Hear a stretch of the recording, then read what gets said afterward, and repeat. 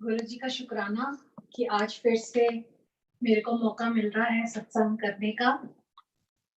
ये गुरु जी की दी हुई मुझे एक ब्लेसिंग है और मैं ये आगे बांटने की कोशिश करती हूँ। कहते हैं कि हर युग में भगवान आए एक साकार रूप लेकर, कभी साईं बाबा के रूप में, कभी गुरु नानक देव के रूप में, कभी कृष्ण रूप में, कभी राम रूप में। और इस युग में हमारे गुरु जी अपना एक बहुत ही सुंदर रूप लेकर एक इंसानी चोला लेके पैदा हुए और गुरु जी आए हम जैसे रूप लेके ताकि हम जैसों को ब्लेस कर सके। गु का अर्थ होता है अंधेरा और रू का अर्थ होता है to dispel. So guru means someone who dispels all kinds of negativity, any kind of negativity one has. The negativity can be in the form of relationship problems, maybe health issues, maybe financial crisis.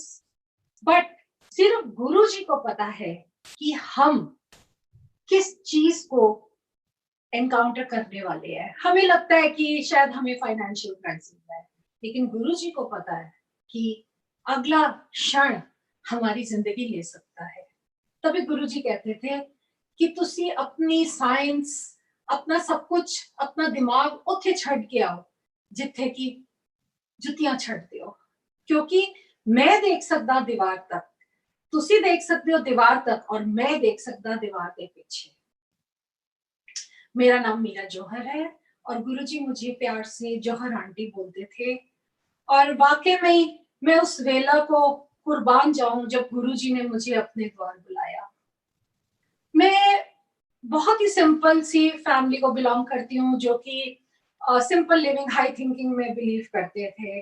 आर्य समाजी family, कभी कर्मकांड नहीं करा, कभी कुछ ज्यादा मंदिर नहीं गए। हमें यही बोला गया था कि अच्छे काम करो, कभी किसी का बुरा नहीं करो, सबका भला ही भला सोचो, और उसी चीज में हम चल रहे थे।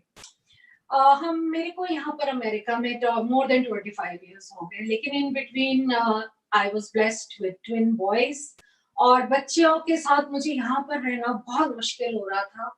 तो मेरे हस्बैंड ने, मेरे अंकल अनिल अंकल ने और मैंने सोचा कि चलो कुछ टाइम, कुछ महीने, 1-2 साल हम इंडिया चले जाते हैं, बच्चों के साथ हेल्प हो जाएगी फैमिली की।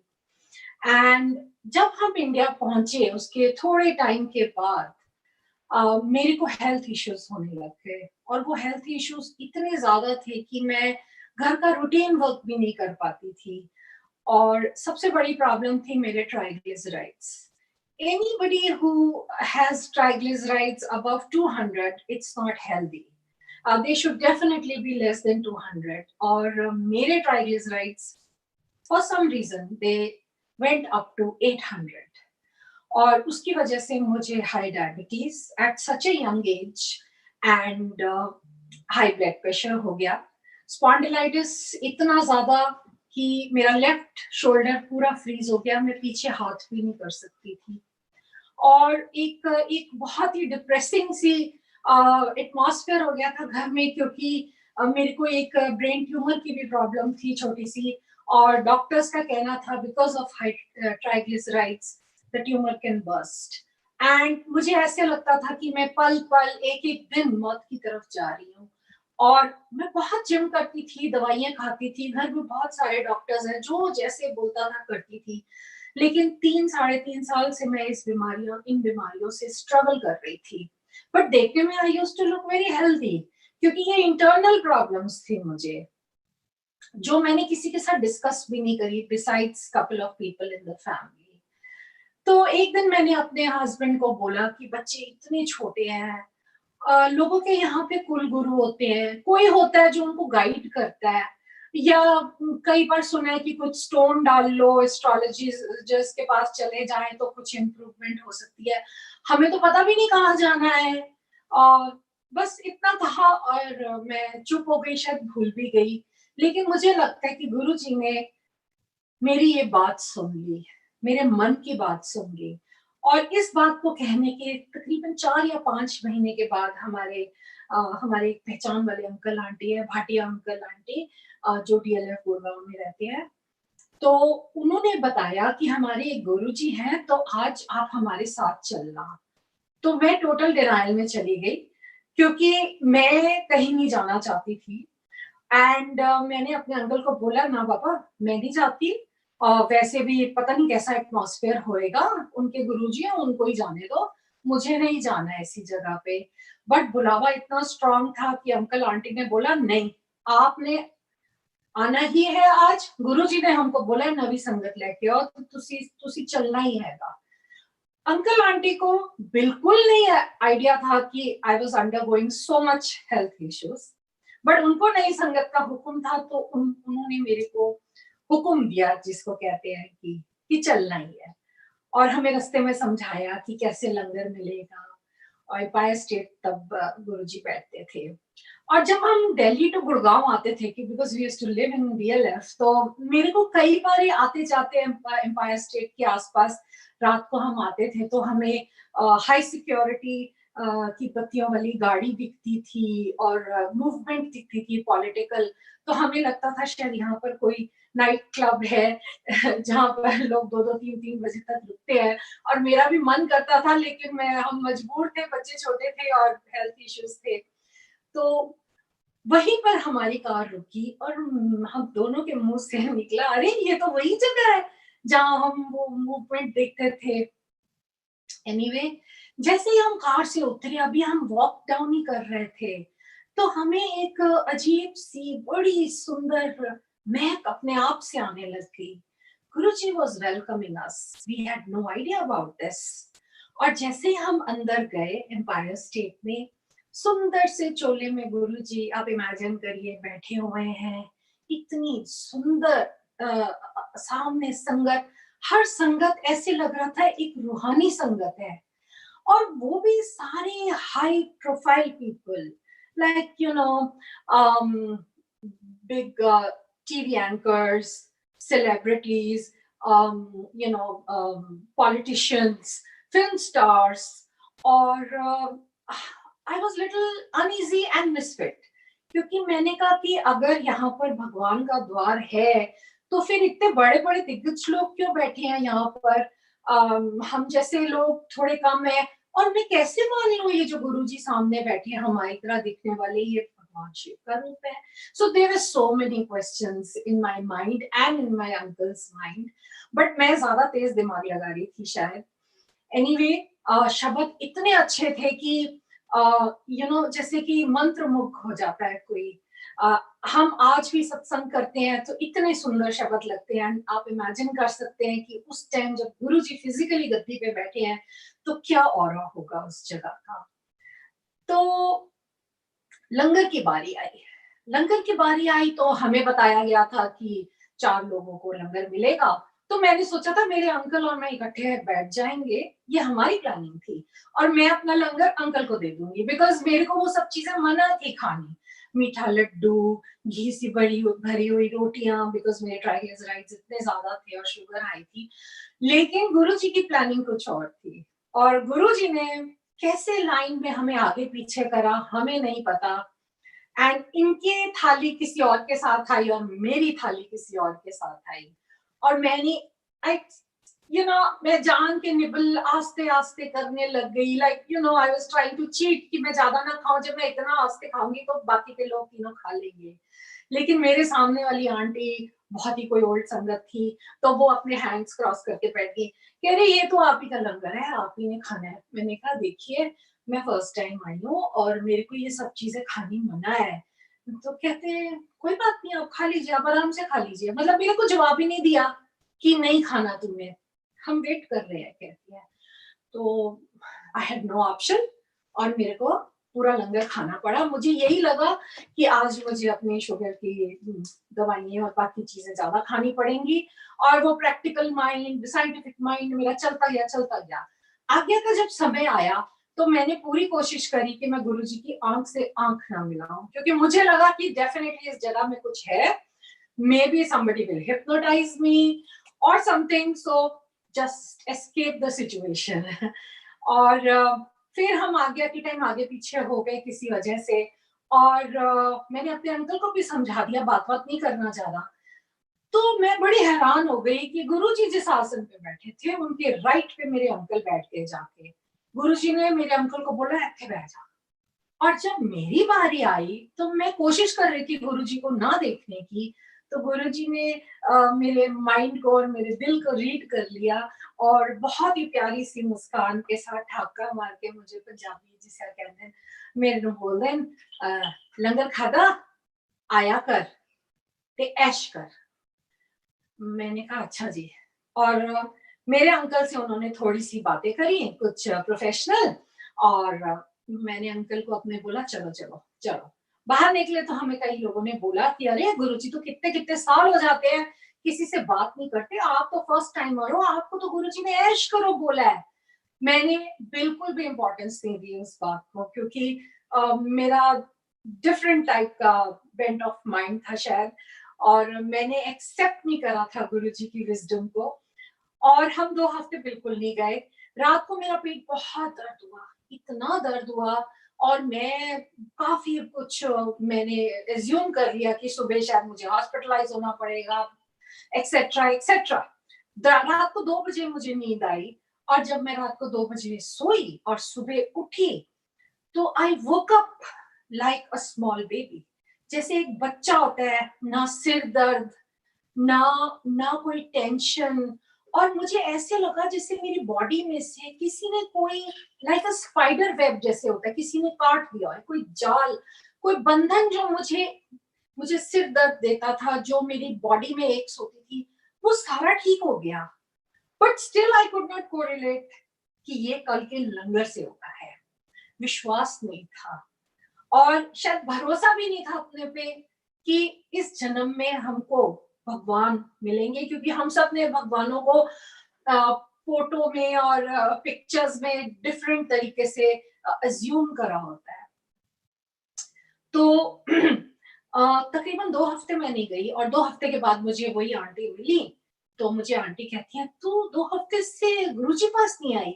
मैंने कहा आपको कैसे पता है मैं गुरुजी के पास नहीं गई? मुझे लगा कि ये सब एक दूसरे को कम्युनिकेट करते हैं टू कॉल न्यू पीपल। तो कहते हैं गुरुजी ने 2 हफ्ते में 3 बारी सभा में आवाज दी है और बोला है कि अपनी ग्वांडर नु बोल आया करे। मैंने कहा ग्वांडी? कहते हाँ ग्वांडी मतलब नेबर, तू मेरी नेबर है, तू आज ही जा, आज थर्सडे का दिन है, थर्सडे के थर्सडे गुरुजी पास जा और देख तेरा कल्याण होगा। तब तक भी अंकल आंटी को मेरे हेल्थ इश्यूज के बारे में नहीं पता था। वो दिन और आज का दिन शायद ही कोई हफ्ता हुआ उन्हें कि गुरुजी ने मुझे अपने पास ना बुलाया हो। दिनों दिन गुरुजी ने ब्लेस करना शुरू कर दिया और हमें हर थर्सडे पता नहीं क्या एक आकर्षण होता था, सम अट्रैक्शन, कि घर में बैठे बैठे हम कहते थे कि चलो आज गुरुजी का दिन है, थर्सडे चलते हैं। छोटे छोटे बच्चे थे, उन्होंने भी लंगर खाना शुरू कर दिया। घर में पूरे दिन में आधी रोटी नहीं खाते थे, वहां जाके 6, 7, 8 साल के बच्चे आप इमेजिन करें 2-2 रोटियां खानी शुरू कर दी। तो गुरुजी हमें एक करिज्मेटिक वे में ब्लेस करने लग गए। घर में ही फ्रेग्रेंस आनी शुरू हो गई। एक बार 2 बार तो ऐसे हुआ कि हमने गुरुजी को मत्था टेका, तो मेरे अंकल के शर्ट में कितने दिन गुरुजी की फ्रेग्रेंस रही। हमने धोई नहीं वो शर्ट, क्योंकि गुरुजी वो ब्लेसिंग्स हमारे घर तक पहुंचा रहे थे। वो माध्यम था हमारे तक पहुंचने का, जो हमें आस्ते-आस्ते समझ आ रहा था। फिर तकरीबन मेरा रूटीन ब्लड टेस्ट होता था एवरी 3rd मंथ, और तकरीबन 2.5 महीने जब मैं गुरुजी के पास जाने लग गई तो उसके बाद मैं ब्लड वर्क के लिए गई। And I had no clue and I had not thought कि मेरे कुछ इम्प्रूवमेंट होएगी, बट हमें जाना अच्छा लगता था तो हम जाते थे, दैट्स इट। और मैं 2.5 महीने के बाद अपना ब्लड वर्क करवाया एंड यूजुअली टेक्नीशियंस मुझे साइड पे बिठा देते थे क्योंकि मेरी वेन्स कोलैप्स करती थी बिकॉज ऑफ हाई ट्राइग्लिसराइड्स, और एकदम काला गाढ़ा ब्लड आता था और उनको भी दुख होता था क्योंकि मुझे पेन होती थी जब वो ब्लड निकालते थे। तो उन्होंने मुझे साइड पे बिठा लिया। I used to be the last person for the blood to be drawn. तो लेकिन उस दिन जब मेरा ब्लड ड्रॉ हुआ तो it spotted out like anything, जैसे एक नॉर्मल इंसान का ब्लड निकलता है उससे भी बेटर वो निकला। And the colour was not dark, it was very nice pink, जो एक हेल्दी कलर होता है, और वो जो ट्यूब्स थी उस पे ऊपर ऐसे झाग था जैसे दूध के ऊपर झाग होता है। और जब मेरा रिजल्ट 2 दिन बाद आया, my doctor, myself, my uncle, we were shocked. जो मेरे ट्राइग्लिसराइड्स 800 पे अटक के 500 पर अटक गए थे, it came down to 500, but 2.5 साल से 500 से नीचे नहीं जा रहे थे with everything I used to do. They came down to 102 और 103, जो कि एक नॉर्मल रेंज के भी लोअर रेंज है। और मेरे को समझ ही नहीं आया कि ये क्या हुआ है। uh, उस टाइम मैंने थोड़ा सा कोरिलेट करना शुरू करा, क्योंकि उन दिनों में इतनी कम्युनिकेशन नहीं होती थी। जैसे आज सत्संग है, मैं लॉन्ग आइलैंड में बैठी हूँ, आप अलग अलग डेस्टिनेशन में बैठे हैं, सेल फोन्स तक नहीं होते थे। तो और सत्संग महीने में एक होता था जिसमें 25-30 लोग सिर्फ होते थे, वो भी जबरदस्ती बुला बुला कर होता था। मैंने तब तक शायद 2 महीने में एक ही सत्संग अटेंड करा होगा। बड़े मंदिर का तो तब तक पता भी नहीं था हमें, क्योंकि हम एम्पायर स्टेट जाते थे आते थे, गुरु जी के जाप का भी नहीं पता था, तो अवेयरनेस ही नहीं थी जैसे। और आस्ते आस्ते गुरु जी जैसे हमको ट्रीट करते थे, या समय जिसको कहते हैं कि हमारा तब नहीं था। तो मैं फिर गई गुरुजी को शुक्राना करने, क्योंकि अब कोरिलेट हो रही थी चीजें, और लंगर खाने की त्रास वो बढ़ती जा रही थी, यू नो दैट क्रेविंग। तो मैं गई गुरुजी के पास शुक्राना करने। तो गुरुजी मेरे को हर हफ्ते मेरे अंकल और मुझको बिठा देते थे, और हमको एक्स्ट्रा लंगर देते थे, और खुद चले जाते थे वॉक करने, क्योंकि उनकी सभा होती थी 10 साढ़े 10 तक। उसके बाद वो अपने पीछे वाले रूम में जाते थे, पैंट शर्ट डालते थे, वापस आते थे, वॉक पे चले जाते थे, फिर 1 घंटा वॉक करके आते थे, तब तक रात के 1 डेढ़ बज जाता था। फिर हमारे साथ फिर एक बारी लंगर या चाय प्रसाद या कुछ होता था। और गुरुजी फिर हमको 2-2 3-3 बजे रात को घर भेजते थे। तो मैं टेंशन में थोड़ी-सी आ गई, मैंने कहा बच्चे छोटे-छोटे हैं और हम यहाँ पे 2-2 3-3 बजे तक बैठे रहते हैं। मैं कहीं ड्रिफ्ट तो नहीं हो रही एक ऐसी जगह पे जहाँ, क्योंकि कहते हैं ना कि अपने घर की सेवा सबसे बड़ी होती है। तो मैं 3 या 4 महीने हो गए थे, और गुरुजी ने एक दिन हमको इतना एक्स्ट्रा हलवा खिलाया जिसमें कि घी ज़्यादा था और सूजी कम थी। अ, खाया, एक दिन पकौड़े एक्स्ट्रा खिलाए, कभी मिठाई, कभी ये, कभी वो। तो तकरीबन 10 साल के बाद मुझे एक आंटी न्यूयॉर्क में मिली, और कहते हैं, "ओए, तू वही जौहर आंटी है जिसको गुरुजी ने एक एक्स्ट्रा घी वाला प्लेट दी थी, स्टील की क्वार्टर प्लेट में नट्स के साथ, क्योंकि ये दोनों चीजें मुझे मना थी, घी और नट्स, और गुरुजी ने मुझे वही खिला के ट्रीट करा।" मैंने कहा, हाँ। कहते उस दिन गुरुजी किचन में आए थे, और तुम लोग सिर्फ 3 या 4 कपल्स थे रात को 10:30 के बाद, और गुरुजी ने उस आंटी को बोला था, ए जौहर आंटी है ना, ए बहुत बुड़बुड़ करती है खान नो, एनु एक्स्ट्रा घ्यो वाला आज हलवा खिलाना है, ते एक्स्ट्रा नट्स पाई। और कहती मैंने ही बनाया था वो। तो गुरुजी ने मुझे वो चीजें खिलाई जो मुझे मना थी। मेरे को व्हीट से एलर्जी थी, तब उन दिनों में सिर्फ 2 रोटियां सबको मिलती थी, एक्स्ट्रा प्रसाद नहीं मिलता था, बहुत कम होता था। लेकिन पता नहीं क्या होता था, कभी जब मैं खा रही होती थी तो मेरे उसमें 3 रोटियां आ जाती थी, या कभी गुरुजी बोलते थे, "ओनू जाके दे, ओनू जाके दे", तो मेरी बारी आ जाती थी। तो वो भी व्हीट का भी मेरा गुरुजी काट कर रहे थे, खिला-खिला के। तो करीबन 4 साढ़े 4 महीने हो गए थे गुरुजी के पास जाते हुए। बहुत ज़िंदगी एक 360 डिग्री टर्न हो गई थी। बहुत अच्छी, एक जो पैसिव डिप्रेशन था वो जा रहा था, एक एक लाइट अपने आप से नज़र आ रही थी। और तब मुझे किसी ने बोला कि आपको पता है गुरुजी कहते हैं कि मैं लाइट तो आया ते लाइट ते चले जाऊँगा। So the aunty meant the divine light of Guruji. तो मैं मन में सोचा, लाइट तो मुझे अपने आप से भी आने लग गई है अब गुरुजी पास जाके, क्योंकि मुझे अब जिंदगी से प्यार होने लग गया था। तो मुझे 4 या 5 महीने के बाद मैंने अपने अंकल को बोला, और बहुत आस्ते बोला, इतना आस्ते कि मेरे साथ वाला भी कोई संगत नहीं सुन सकती थी। I just whispered into his years कि आज हमें 4 महीने हो गए हैं गुरुजी के पास आए। गुरुजी हमको इतना बिठाते हैं, ब्लेस करते हैं, बट गुरुजी मुझे आंटी नहीं बोलते, मीरा आंटी या जौहर आंटी, जबकि उस एज में अगर कोई मुझे आंटी बोलता तो मुझे अच्छा नहीं लगता, because I was so young. तो मुझे गुरुजी मिसेस मीरा जौहर बोलते थे। तो पता नहीं मैं गुरुजी की लिस्ट में हम हैं भी या नहीं, फ्री का लंगर खाने हर हफ्ते आ जाते हैं। तो गुरुजी बहुत दूर सड़क के दूसरी तरफ फार्म एम्पायर स्टेट था जहां वो बैठे हुए थे, उनका आसन था। He again listen to my words, you know. And उस दिन जब मैं गई तो आज्ञा लेने, तो उन दिनों में गुरुजी इनवाइट्स देते थे, किसी के घर में शादी हुई कुछ हो तो कुछ कुछ संगत को इनविटेशंस मिलते थे। Naturally everybody could not go, और जिसको मिलता था वो जरूर जाता था। तो गुरुजी ने राइट हैंड से बड़े जोर से ऐसे करके मेरी तरफ आज्ञा के टाइम एक इनवाइट दिया, और बहुत बड़ी सी हंसी के साथ बोलते हैं, एला जौहर आंटी लव लेटर मेरी तरफों। And everybody who was sitting there, सबके हाथ जुड़ गए। पहली बात कि मेरे को आज प्रमोशन हो गई आंटी की, शायद उस दिन मेरी प्रॉपर एडमिशन हुई गुरुजी के स्कूल में। और लव लेटर गुरुजी ने बोल दिया, क्योंकि मैंने अपने अंकल को बोला था पता नहीं हम इनकी लिस्ट में है भी है या नहीं। मतलब कि गुरुजी ने हमें बता दिया कि तुसी मेरी लिस्ट विच हो। और वाकई में अगर गुरुजी ने हमें अपनी शरण में नहीं लिया होता, तो मेरे जैसे अनगिनत लोग हैं जो कि आज हम ऐसे आपके सामने नहीं खड़े हो सकते थे, और उनका इतना गुणगान कैसे होता।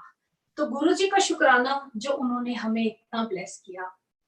करते करते मेरे हर क्वेश्चन का आंसर मुझे मिलने लग गया इस जगह से। मन में एक प्रश्न होता था कि हम वापस अमेरिका जाए ना जाए, क्योंकि हम हर साल आते थे यहाँ पर, और बच्चों को भी यहाँ अच्छा लगता था। बट हमारा बिजनेस इतना एस्टेब्लिश हो गया था इंडिया में कि अब वो सब चीजें छोड़ के भी यहाँ आना समझ नहीं आता था। तो मैंने एक दिन घर से होमवर्क करके दी, मैंने कहा आज तो मैं गुरुजी को पूछ के रवांगी कि मैंने अमेरिका वापस जाना है कि नहीं जाना। तो मैं जैसे ही आज्ञा लेने लग गई, बड़ी हिम्मत जुटा के मैंने गुरुजी को बोला, गुरुजी एक प्रश्न पूछना है। तो गुरुजी ने ना लेफ्ट की तरफ, और बैठ जाओ थी आंटी, बैठ जाओ थी चुप करके। And I was quite. मैंने कहा आज तो पड़ गई डांट, अब पता नहीं 2 बजे तक बिठाएंगे कि 3 बजे तक बिठाएंगे, लेकिन जो भी है चुप करके मैं बैठ गई मुंह लटका के, like a very bad student, you know, जिसको टीचर से डांट पड़ती है। एंड मेरे को आधे घंटे बाद एक तरफ मेरे अंकल को बिठा दिया और मेरे को तो बिल्कुल ही साथ में बिठा दिया। फिर आधे पौने घंटे के बाद मुझे तकरीबन 10:30 बजे बुलाते, कहते, मैंने कहा हाँ जी गुरु जी। कहते गुरुआ को प्रश्न नहीं पूछे होंगे, जा आगे हो अमरीका वाली। एक लाइन में 2 आंसर्स। गुरुआ को प्रश्न नहीं पूछते। Never never question your Guru, never question गुरु जी। हम उनकी विजडम को क्वेश्चन नहीं कर सकते। ये क्यों हो रहा है, ये दुख क्यों आ रहा है, या ये सुख क्यों नहीं आ रहा, वो उनको पता है।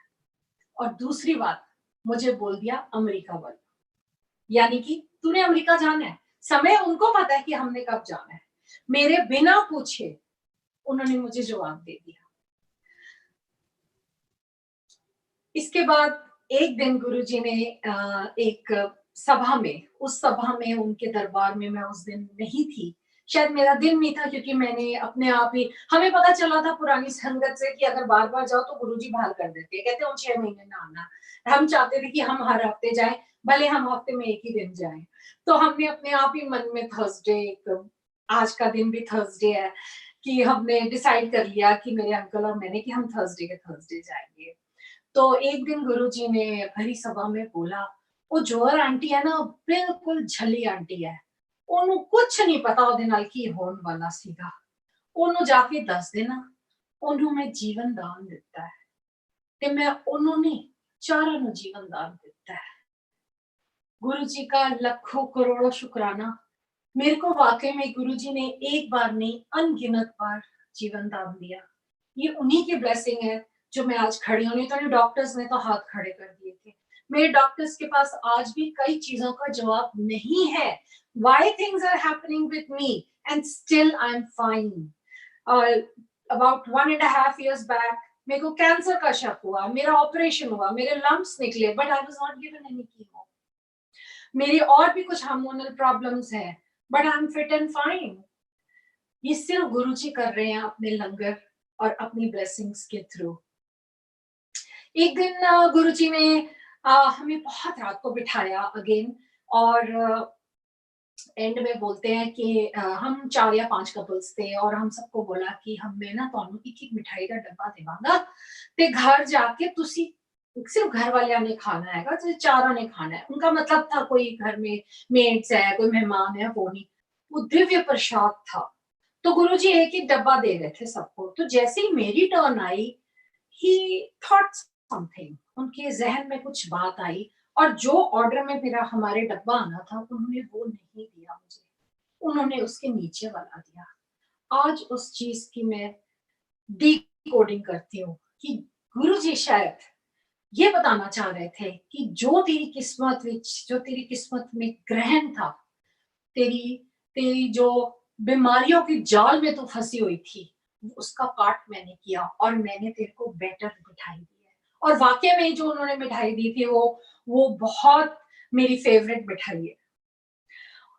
और हमने वो खाई, हमने किसी को नहीं दी, क्योंकि वो गुरुजी का महाप्रसाद था। गुरुजी ने मेरे हमारे कर्म पलटे। लेकिन Guruji is Lord Shiva. Lord Shiva, somebody told me, is Lord of destruction, but I say Lord Shiva is God of reconstruction. और रिकंस्ट्रक्शन से पहले थोड़ी डिस्ट्रक्शन होती है। अगर मेरे कर्म हेल्थ वाइज पलटे, जिंदगी में सब कुछ था मेरे पास उस समय, तो we were like playing in everything, मतलब दुनिया की कोई चीज नहीं थी जो हम उठा नहीं सकते थे। लेकिन अगर हेल्थ नहीं है तो अब वो मटेरियलिज्म को क्या करेंगे। गुरुजी भी कई बार कहते थे कि अरे कमलियो, गुरु ਤੁਹਾਡੇ सामने बैठा है, तो तुसी फिर भी विरली विरली चीजा मंगते हो, कुछ चंगी चीज मंगो। मंगना है तो गुरु नु मंगो। सत्संग में जब हम आते हैं, जाते हैं, तो जब जाने वक्त आज्ञा लेते हैं, तो हमें बोलना चाहिए गुरुजी कार चाहिए, BMW चाहिए, ये चाहिए ना। हमें कहना चाहिए गुरुजी आप अपने चरण हमारे साथ इस घर से, इस सभा से हमारे घर लेके चलो। और जब गुरु के चरण आपके घर में एंटर कर जाएंगे ना, आपको मटेरियलिज्म होएगा तो भी खुश होंगे, नहीं होएगा तो बहुत ही खुश होंगे आप, कोई फर्क नहीं पड़ेगा, क्योंकि you are satisfied, you know you have a full, जिसको हिंदी में कवच होता है, गुरु का आपके ऊपर है। आपको छोटे-मोटे दुःख आएँगे, लेकिन उस पे गुरुजी आपको हाथ पकड़ के बताते हैं। इतने एक्सपीरियंसेस हैं मेरे और हमारी और संगतों के, जो मैं इस टाइम थोड़ा मुश्किल हो जाएगा ये इतनी सारी चीज़ें। लेकिन गुरुजी हमेशा, हमेशा कहते थे कि ये जो आए इम्पॉसिबल वर्ड होता है ना, ये गुरुआं दे नाल नहीं होता, गुरुआं दे नाल होता है आई एम पॉसिबल। अगर आप इम्पॉसिबल को ब्रेक करें, आई एम पॉसिबल। आजकल इतने लंबे-लंबे आते हैं गुरुजी के 102 वचन, 105 वचन। गुरुजी तो बेचारे कुछ ज़्यादा बोलते भी नहीं थे। कभी पूरे दिन में 1 लाइन बोल देते थे। लेकिन अब चीज़ें बढ़ गई हैं। ही बिलीव्ड इन सिंप्लिसिटी। 2007 में फिर गुरुजी ने हुक्म दिया गुड़गांव की संगत को कि किसी नई संगत के घर, जिसके घर में सत्संग नहीं हुआ उसके घर होगा। और उन दिनों में हम थे जिनके घर सत्संग नहीं हुआ था, तो हमने सत्संग करना था और बिल्कुल आइडिया नहीं था कि सत्संग कैसे होता है, कैसे ऑर्गेनाइज होता है। तो हमने पूरी कोशिश करी कि टॉप क्लास सत्संग हुए। उन दिनों में इतने इलैबोरेट सत्संग नहीं होते थे, 25, 30, 40 लोग होते थे, लेकिन पता नहीं क्यों मेरे दिमाग में फिगर 100 लोगों की चल रही थी। पूरी 100 की हमने तैयारी करी। इतनी सी फोटोएं होती थी हमारे पास, इतनी सी होती थी। मेरे पास एक कैलेंडर था, मैंने कहा ये तो बहुत छोटा है, because we had a huge basement in Delhi, in Gurgaon. तो मेरे को लगा कि वॉल पे छोटी लगेगी, तो मैंने उसको थोड़ा सा इतना सा ब्लो अप करवा लिया। और आप इमेजिन करिए कि कोई पिक्चर है और वो फ्रेम के अंदर, ग्लास के अंदर है, आप उसको टच भी नहीं कर सकते। और मेरी तो आदत है, मैं तिलक भी नहीं करती गुरुजी को, मेरी औकात नहीं, मैं चरणों में ही रहूं, बस मैं उनके मत्थे तक भी नहीं पहुंचती हूँ।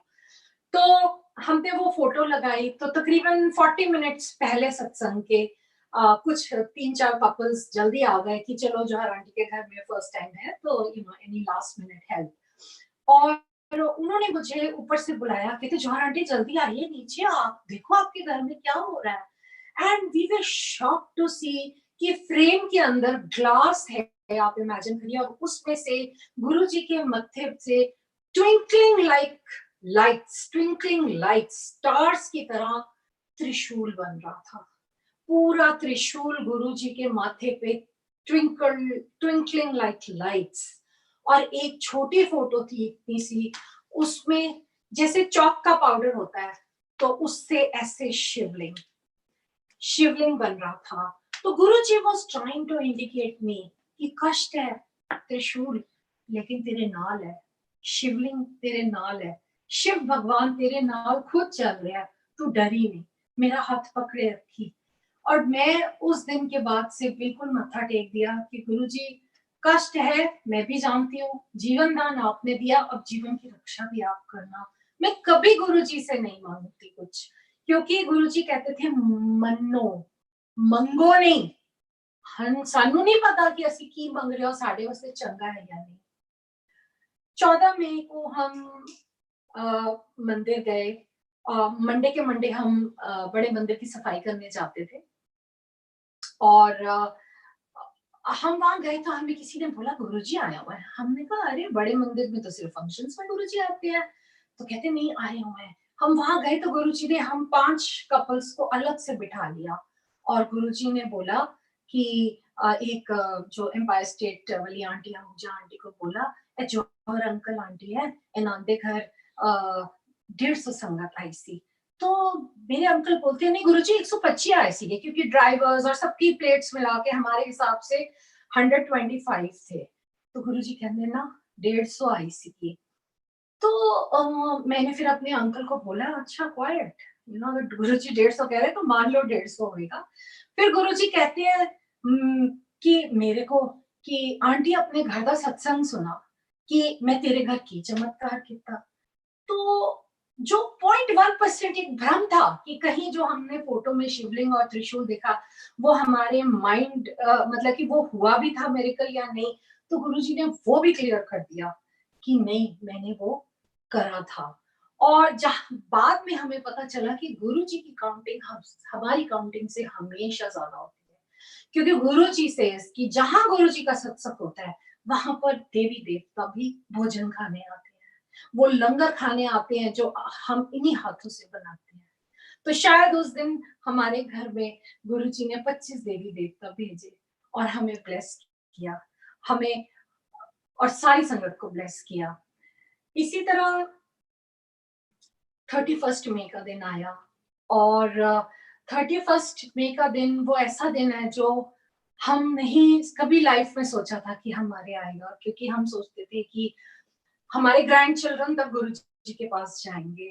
बट सुबह के टाइम मेरे अंकल उठे और बड़ा रोने जैसे हो रहे थे 5 बजे, और मुझे कहते पानी दे दे। मैंने कहा पानी, कहते हाँ। तो मुझे कुछ नहीं बताया। फिर 8 बजे के आसपास हमें खबर आ गई कि गुरु जी के लिए जॉब करो, गुरु जी इज इन द हॉस्पिटल। तब मेरे अंकल ने बताया कि सुबह 5 बजे गुरु जी ने दिखाया था कि वो जा रहे हैं, वो ये साकार रूप छोड़ के जा रहे हैं निराकार रूप में। तो जब वो फिजिकली भी जा रहे थे, वो फिर ब्लेस करके हमको गए, हमको एक तरीके का बाय बोल के गए, लेकिन आश्वासन दे के गए कि चिंता नहीं करना, मैं तोड़े नाल।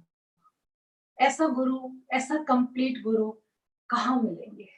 हम तो हम तो उनके चरणों की धूल में भी पड़े रहे तो हमारे लिए हमारा जीवन सिद्ध है। 2008 में मेरे को गुरुजी ने ब्लेस किया था। मेरा जैसे मैंने बताया कि हाथ नहीं चलता था, और मेरे को स्पॉन्डिलाइटिस की बड़ी तकलीफ थी। तो 2008 में मैंने एक दिन सोचा था कि मैं गुड़गांव टू रेड कैलाश घूमने जाऊंगी, और मेरे को सुबह सुबह स्पॉन्डिलाइटिस की इतनी तकलीफ हो गई कि मैं जी के जा नहीं पाई। एंड शाम को जब मैं आई तो मुझे पता चला कि जिस दुकान पे मैंने जाना था एग्जैक्टली वहीं पे बॉम्ब ब्लास्ट हुआ। So Guruji made sure that I don't go there.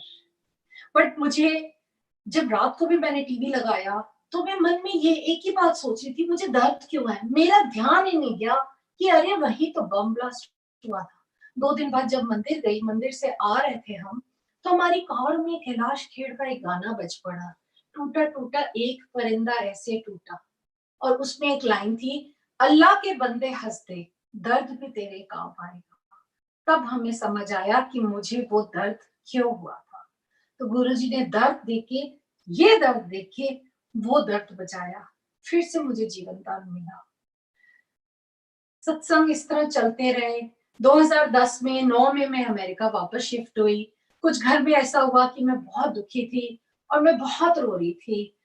तो सपने में जनवरी का महीना था 2010 का, और गुरुजी ने मेरे को सपने में दर्शन दिए। कहते हैं स्वप्न दर्शन बिल्कुल वैसे दर्शन होते हैं जो लाइव दर्शन होते हैं गुरुजी के, और स्वप्न दर्शन में गुरुजी ने अनगिनत बार आके मुझे हुक्म दिया है कई चीजों का। और इस टाइम मुझे हुक्म दिया कि आंटी तूने न्यूयॉर्क पे सत्संग शुरू करना है। मैं क्या गुरुजी, मैंने सपने में ही मना कर दिया। मैं क्या गुरुजी, हालात ठीक नहीं है, क्योंकि मेरे ब्रदर की डेथ हुई थी और मेरी बिल्कुल मैं इमोशनली टूटी हुई थी। Guruji wanted me to come out of that, और गुरुजी ने मुझे बोला, हाँ तू सत्संग करेंगी सपने में, ते कोने कोने तक चद्दर पा, ते तू करना की है, संगत ता मैं भेजनी है, 2 फुल ते 2 दिए मां। कहने का मतलब था एब्सोल्युटली सिंपल, 2 फुल 2 दिए। हम बड़ी-बड़ी चीजें लगाते हैं गुरुजी के आसन पे, वो हम अपनी सैटिस्फैक्शन के लिए लगाते हैं, बट गुरुजी हमसे कुछ नहीं मांगते। वो एक सिर्फ सच्चा भगत चाहते हैं।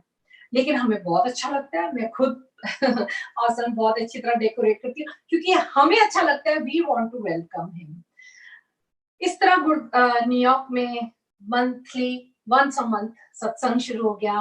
न्यूयॉर्क से गुरुजी की blessing new Jersey, Virginia, Boston, पूरी ईस्ट कोस्ट में 2010 के बाद फैलनी शुरू हो गई, और छोटे-छोटे ग्रुप्स बन गए, और गुरुजी अपना करिश्मा सबको दिखाने लगे। एक टाइम था जब मैं खड़े होके फोन कर करके लोगों को बोलती थी, प्लीज आना, हमारे गुरुजी का सत्संग है। कोई मजाक उड़ाता था, कोई मानता ही नहीं था, कोई फोन रख देता था, कोई फोन ही नहीं उठाता था।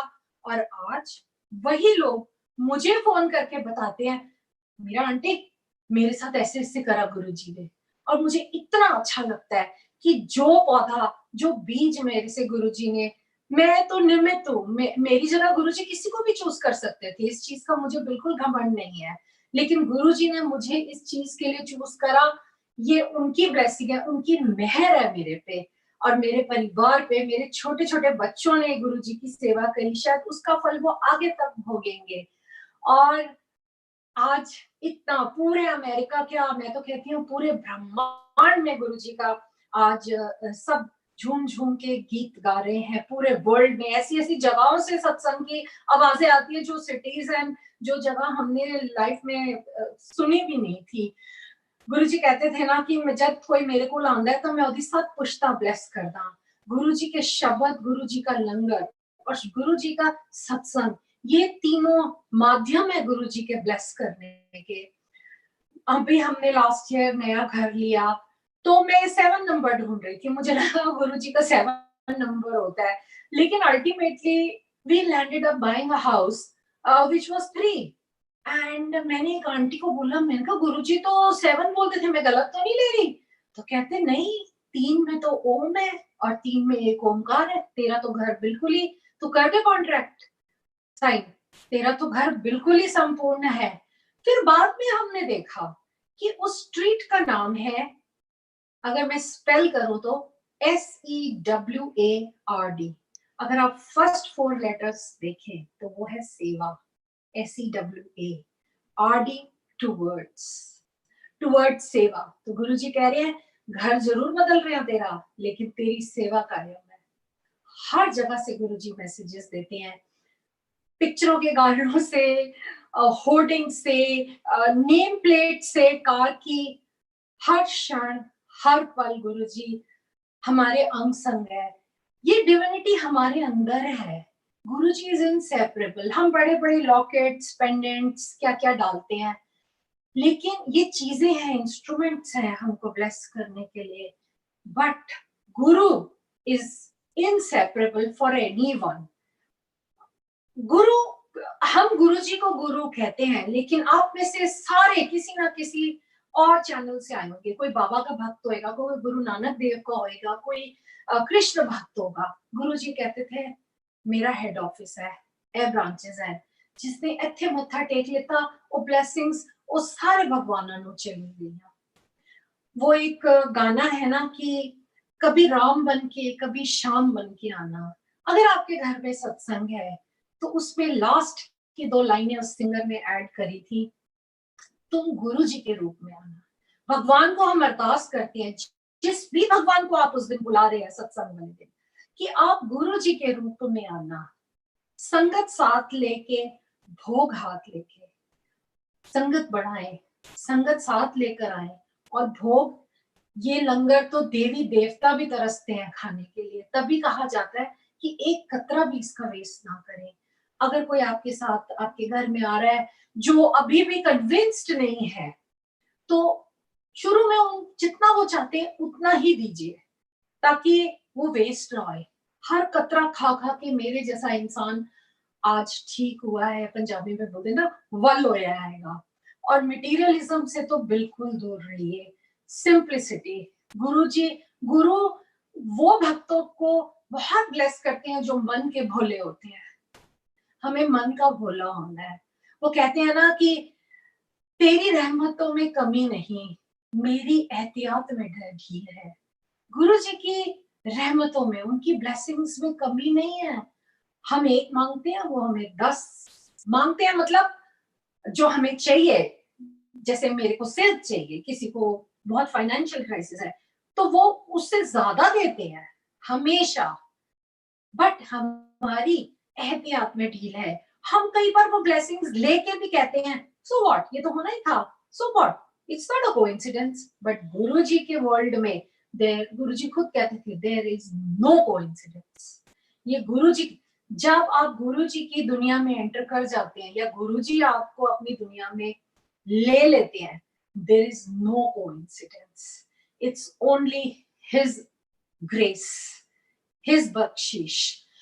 मैं क्वेश्चन ये भी करती थी कि गुरुजी रात को क्यों बुलाते हैं हमें, क्योंकि बच्चे छोटे थे। तो मेरे को थोड़े दिनों में जवाब आ गया कि गुरुजी कहते हैं कि दुनिया के 5 मंदिर है। पहला मंदिर तन मंदिर, अपने तन का खुद ध्यान रखो। अगर मुझे दवाइयां बोली हैं तो मुझे खानी है, लेकिन वो दवाइयां भी असर तब करेंगी जब उनकी ब्लेसिंग होगी। दूसरा मंदिर घर मंदिर, तन मंदिर, मन मंदिर।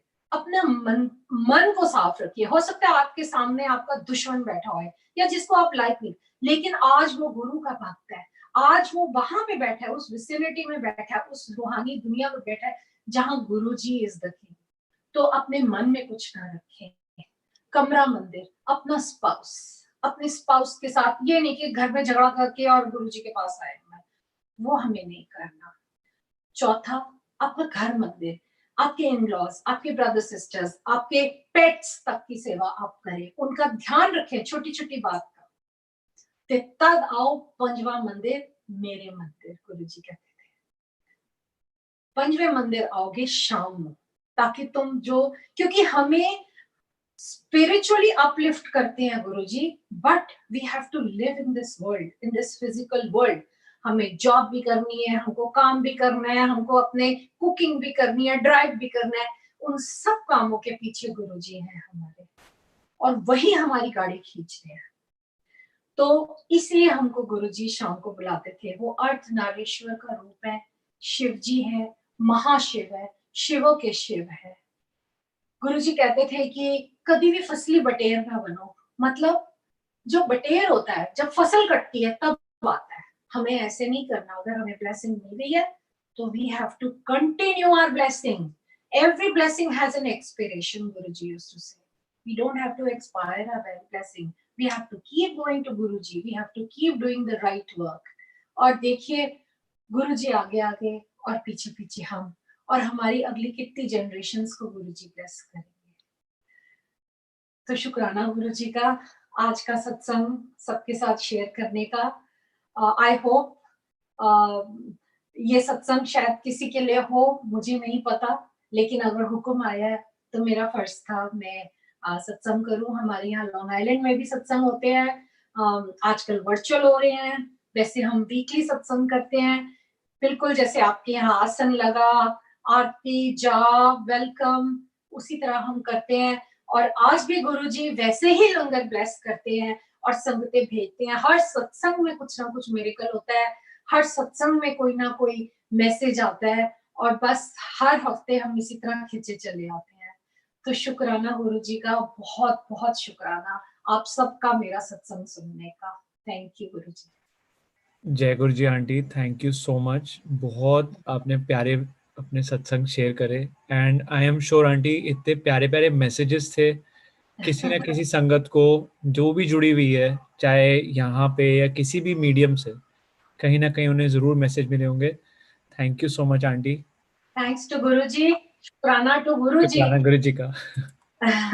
हम सबको एक धागे में अलग-अलग फूलों की तरह गुरुजी ने रखा हुआ है।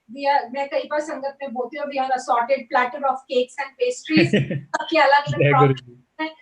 कोई सुंदर है, कोई मोटा है, कोई गोरा है, कोई कैसा है, लेकिन अगर वो गुरुजी ने अगर उन्हें एक्सेप्ट कर लिया है, तो वी आर नोबडी टू जज।